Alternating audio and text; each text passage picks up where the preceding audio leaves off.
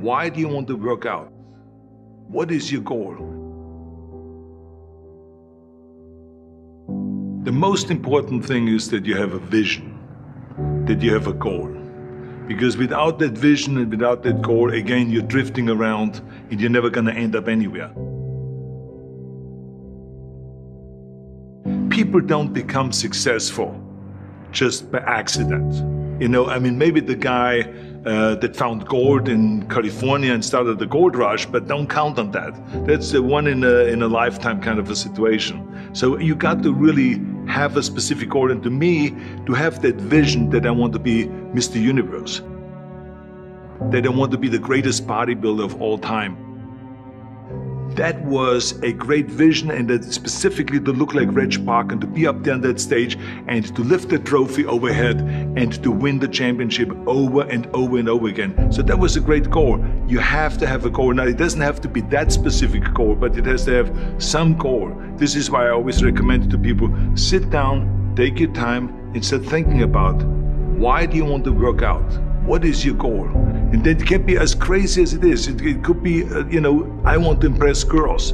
If that's your goal, so be it, but it motivates you. It could be that you're emulating a certain, bodybuilder or a certain football player, a certain boxer, whatever it is. Have those pictures put all over the wall like I did when I was a kid.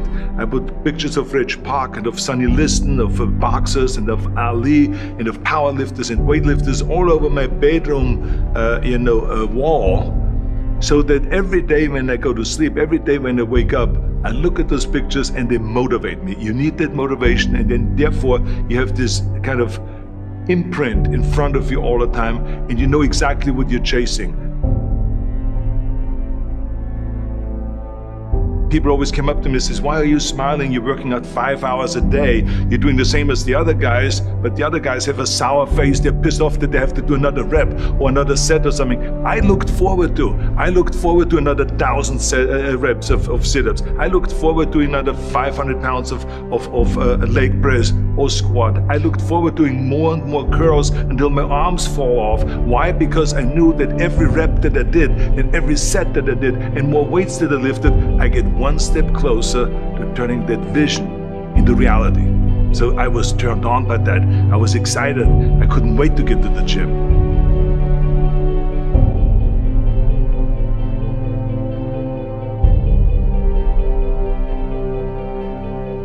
I remember that when I weighed 245 pounds, and Bob Rafelson, the director of Stay Hungry, said to me that I'm interested in having you come in for a reading and work on your acting and all this, because I'm interested in having you in a movie to star with Jeff Bridges and with Sally Fields.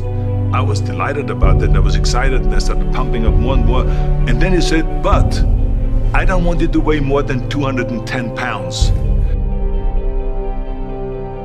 You want me to be in the movie, but I'm weighing 245, 246. I say, I just won the Olympia, I say, which was 1974, and I was really at my biggest. And but he demanded that, and he says, look, it's very simple. On the day we start shooting, he says, I'm gonna put you on a scale, and if you don't make the 210, you're out, because I have someone else in mind. And I worked on it. I started visualizing myself very clearly as a lean athlete, because that's the only way I could lose that weight and all of a sudden get interested in running more. Because up until that point I ran like 3 miles after training or before training or whatever, but now all of a sudden it was 5 miles, 6 miles, 7 miles, 8 miles, and they even ran mini marathons in order to lose the weight. And I did everything with high reps, and I was watching my diet, what I eat and all those kind of things. But the day before, I remember we were in Birmingham, Alabama. The day before I was at the YMCA with Bob Rafelson. He was swimming and I was working out, and I was running. There was a track there and I was running. He says, let's step on the scale. And I stepped on the scale and I weighed 209. So it just shows to you what is possible if you visualize exactly what you want to look like.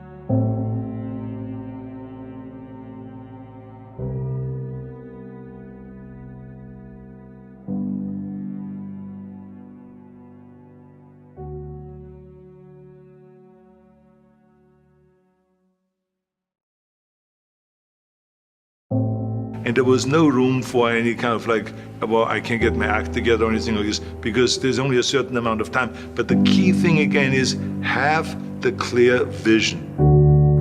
Have the specific goal of what you want to accomplish, because then you never go to the gym and you say, the day I feel down a little bit, I don't know what it is all about, I don't know my life, I'm confused. No, I tell you that I was a perfect example of someone that was not confident at all.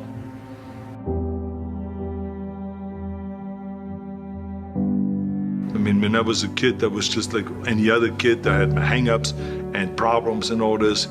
But when I joined the weightlifting club and I won my first little trophy because I did the best clean and jerk, and then we went to another meet and I won another little trophy, I started feeling like somebody.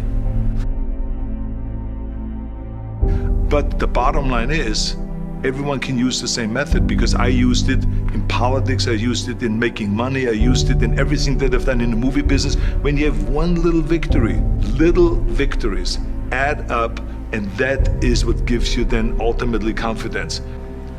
Well, for me, the most important thing always to have a deadline.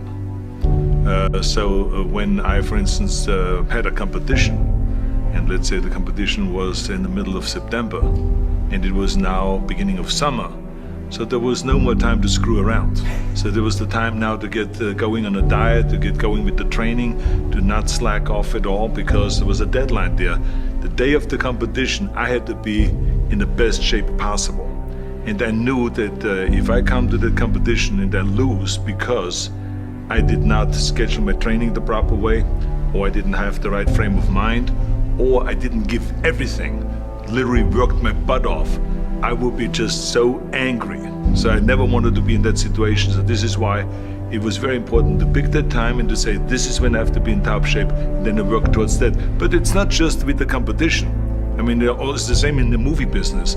I mean, to me, it was always a big advantage when I said, okay, my movie starts on April 1, and I have now 3 months, so I have to get really in great shape.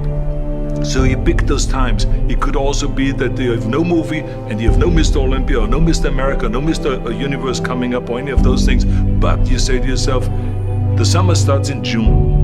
I'm gonna go to the beach in June, and at that time I want to be in great shape. So that creates an urgency that makes you really start training hard and taking it seriously. Because if you don't have a specific plan, then you wander around. I mean, you can have, as I've told you many times, the best ship or the best plane in the world, but if you don't have a specific goal where you want to go and when you want to get there, you just drift around and you never get anywhere. So this is why it is so important to create that urgency and have a specific time when you want to be in shape.